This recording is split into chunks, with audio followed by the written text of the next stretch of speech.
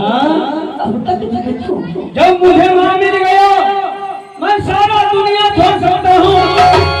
मैं अपने माँ के पास रहूंगा। ठीक है, इधर आओ मेरे पास और इधर देखो।